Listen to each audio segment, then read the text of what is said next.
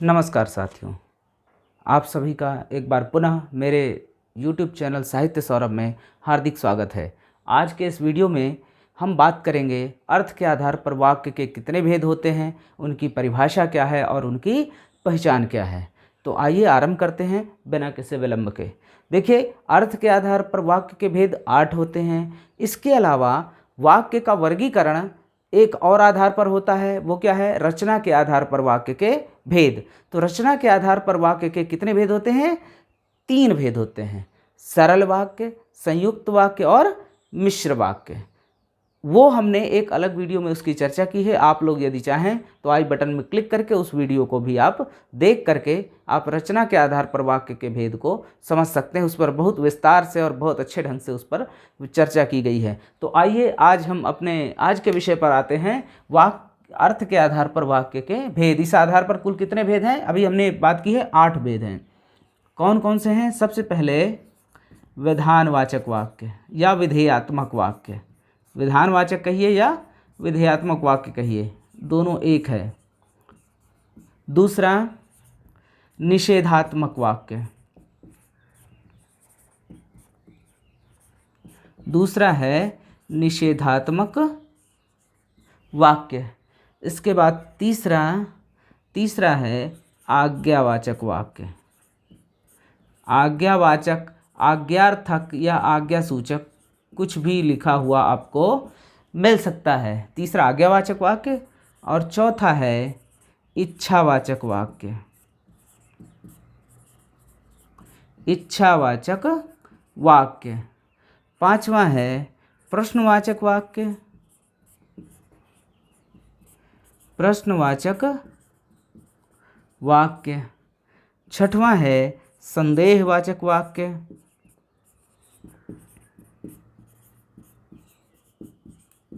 संदेहवाचक वाक्य।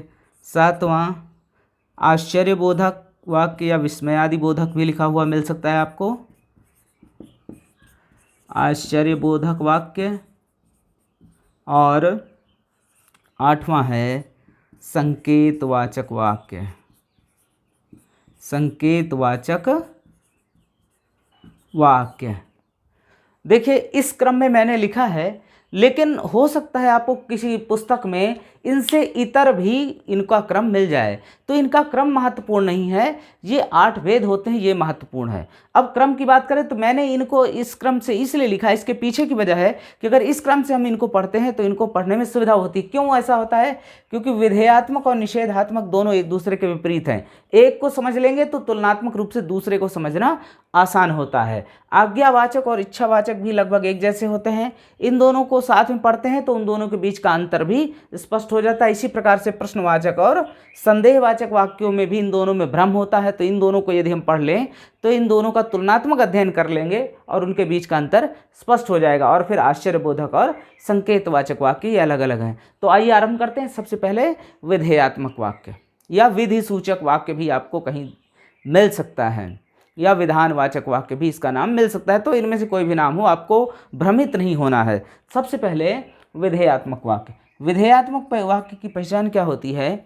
ऐसे वाक्य जिनमें किसी कार्य के करने या होने का बोध होता है या किसी बात का होना पता चलता है। सीधे सरल शब्दों में, यानी कोई कार्य हो रहा होता है, उसका पता चलता है, या कोई बात है बस उसका बोध होता है। जैसे कि सुभाष चंद्र बोस क्रांतिकारी थे, बस एक सूचना है, मात्र एक सूचना दी गई है, या उसका नाम जालिम सिंह है, या फिर भारत एक लोकतांत्रिक देश है। ये मात्र सूचना है, सीधे सीधे इनमें एक बात बताई जा रही है। या वह फुटबॉल खेल रहा है, तो वहाँ पर एक कार्य के करने या होने का बोध हो रहा है, यानी यहाँ पर सीधे एक सूचना दी गई होती है। ये विधेयात्मक वाक्य कहलाते हैं, जिसमें सीधे शब्दों में किसी कार्य के करने या होने का बोध होता है अथवा किसी बात के होने का संकेत होता है।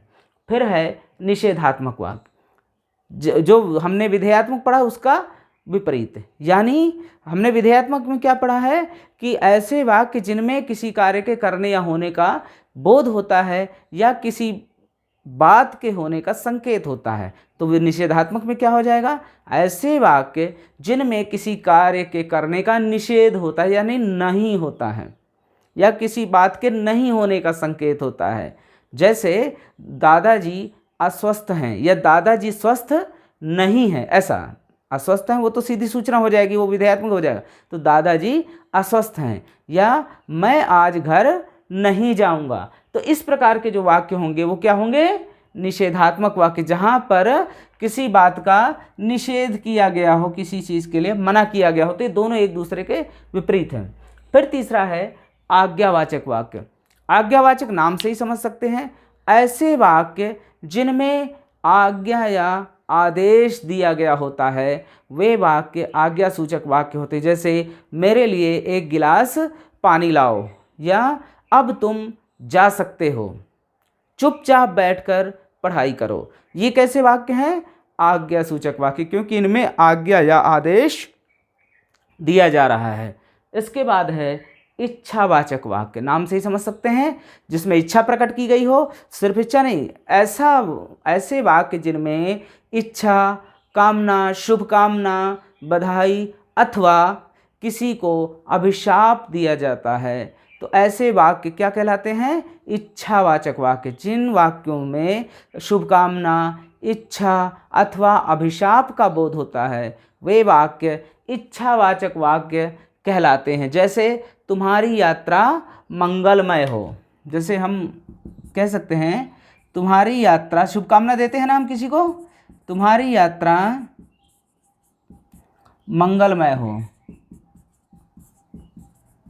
तो यहाँ पर शुभकामना है इसलिए इच्छावाचक वाक्य। इसी तरीके से एक और उदाहरण ले सकते हैं, किसी को अभिशाप देने वाला, जैसे ईश्वर करे तुम नरक में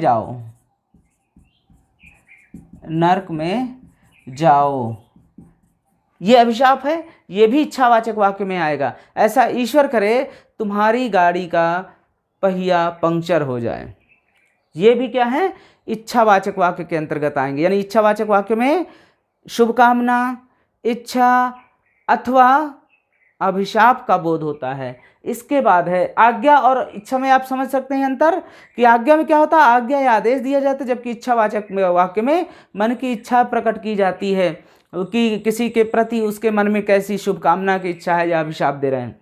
इसके बाद है प्रश्नवाचक वाक्य, नाम से ही समझ सकते हैं, और ऐसे वाक्यों को पहचानना बेहद आसान है, क्योंकि अगर प्रश्नवाचक वाक्य है तो उसके अंत में विराम चिन्ह के स्थान पर कौन सा चिन्ह प्रयुक्त होगा, प्रश्नवाचक चिन्ह अवश्य लगा होगा। ये लगा है तो आपको बिना किसी सोच विचार के सीधे उसे समझ लेना है कि वह प्रश्नवाचक वाक्य होगा। और पहचान उसकी क्या है कि ऐसे वाक्य जिसमें कोई ना कोई प्रश्न किया गया होता है वे प्रश्नवाचक वाक्य होते हैं। जैसे तुम कहाँ जा रहे हो, क्या पढ़ रहे हो, क्या कल बारिश हुई थी, इस प्रकार के वाक्य क्या होते हैं, प्रश्नवाचक वाक्य जिनमें कोई ना कोई प्रश्न होता है। और ऐसे वाक्यों के अंत में क्या होता है, प्रश्नवाचक चिन्ह। और याद रखिएगा, अगर प्रश्नवाचक चिन्ह नहीं है इसका मतलब वो वाक्य अधूरा है, वो प्रश्नवाचक वाक्य नहीं हो पाएगा। होने पर भी अगर बिना चिन्ह के वो क्या होगा, वाक्य पूर्ण नहीं कहलाएगा, अधूरा कहलाएगा। इसके बाद है संदेहवाचक वाक्य, ऐसे वाक्य जिनमें संदेह या शंका प्रकट की जाती है, संभावना प्रकट की जाती है, ऐसे वाक्य संदेहवाचक वाक्य कहलाते हैं। और ऐसे वाक्य प्रायः कैसे शुरू होते हैं, शायद, संभवतः अथवा ऐसा लगता है।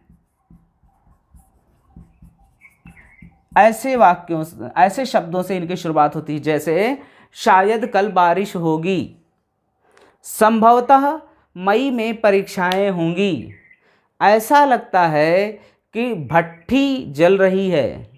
तो इस प्रकार के वाक्य क्या होते हैं, संदेह प्रकट होता है, निश्चितता नहीं होती, ऐसा लगता है, ऐसी संभावना है, संभवतः, शायद ऐसा हो। तो इस प्रकार के वाक्य क्या होते हैं, संदेहवाचक वाक्य। और मैंने इन दोनों को साथ में पढ़ने के लिए जो कहा था, तो उसके पीछे की एक और वजह है, एक और किस्म के वाक्य होते हैं संदेहवाचक, जिनमें ये शब्द नहीं लगे होते लेकिन फिर भी वे संदेहवाचक वाक्य होते हैं। जैसे कि दरवाजे में कोई खड़ा है, पानी में कुछ पड़ा है। अब कोई और कुछ, याद रखिएगा ये प्रश्न नहीं है, ये संदेह है।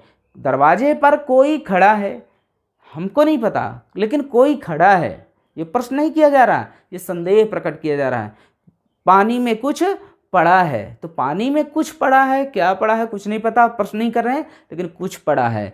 तो ये कोई और कुछ, इनका प्रयोग जिन वाक्यों में होता है वे कौन से होते हैं? संदेहवाचक वाक्य। लेकिन अगर पानी में क्या पड़ा है, दरवाजे में कौन खड़ा है, दरवाजे में कौन खड़ा है जब कह रहे हैं तो ये प्रश्न है, लेकिन दरवाजे में कोई खड़ा है ये संदेह है। पानी में कुछ पड़ा है ये संदेह है, लेकिन पानी में क्या पड़ा है ये प्रश्न होगा। इसलिए प्रश्नवाचक और संदेहवाचक वाक्य के बीच में भ्रमित नहीं होना है, ये हमें स्पष्ट होना चाहिए। फिर है आश्चर्यबोधक वाक्य। ऐसे वाक्य जिनमें आश्चर्य प्रकट किया जाता है, आश्चर्य का बोध होता है, वे आश्चर्यबोधक वाक्य कहलाते हैं। जैसे हम किसी असामान्य घटना को देख लेते हैं, असामान्य सी चीज़ को देख लेते हैं, तो वहाँ पर आश्चर्यबोधक वाक्य होते हैं। जैसे आहा कितना सुंदर फूल है, इनमें आहा, वाह, बाप रे ऐसे शब्दों से इनका आरंभ होता है, और उनके बाद ऐसे शब्दों के बाद क्या क्या होता है? आश्चर्यबोधक चिन्ह ये ज़रूर लगा होता है। जैसे वाह बहुत स्वादिष्ट भोजन है, बहुत स्वादिष्ट भोजन, बहुत स्वादिष्ट भोजन है, यह था। ठीक है। इसी तरीके से बाप रे कितना बड़ा सांप,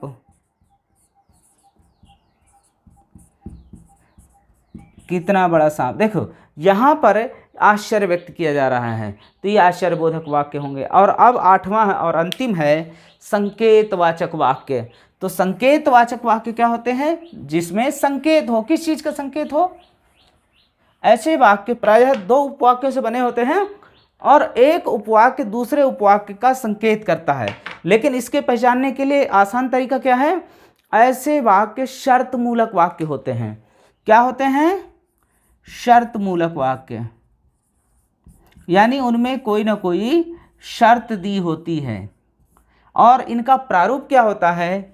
यदि, तो, जो, सो, जैसा, वैसा, जिसकी, उसकी, इस प्रकार से ये वाक्य होते हैं। इस प्रकार के प्रारूप में यदि वाक्य है तो आपको समझ जाना है कि ये संकेतवाचक वाक्य होगा। और ये देख लें, शर्त है, यदि परिश्रम करोगे तो सफलता अवश्य मिलेगी। जो मेहनत करता है वो फल पाता है।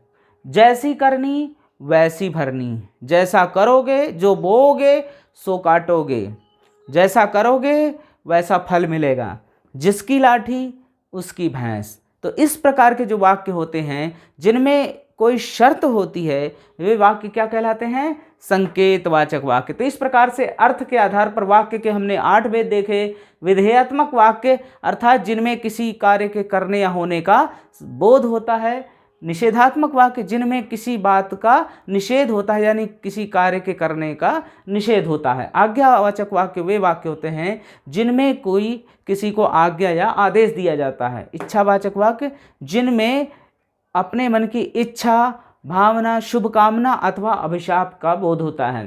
प्रश्नवाचक वाक्य जिनमें कोई ना कोई प्रश्न किया गया होता है। संदेहवाचक वाक्य वे होते हैं जिन वाक्यों में संदेह प्रकट होता है या संभावना प्रकट होती है, संदेह अथवा संभावना का बोध होता है, वे संदेहवाचक वाक्य होते हैं। आश्चर्यबोधक वाक्य वे वाक्य होते हैं जिनमें आश्चर्य प्रकट किया गया होता है। ठीक। संकेतवाचक वाक्य ये शर्तमूलक वाक्य होते हैं जिनमें एक उपवाक्य दूसरे उपवाक्य की ओर संकेत करता है। इनका प्रारूप होता है यदि, तो, जो, सो, जैसा, वैसा, जिसकी, उसकी। इस प्रकार से अर्थ के आधार पर वाक्य के 8 भेद थे। तो आज के इस वीडियो में इतना ही।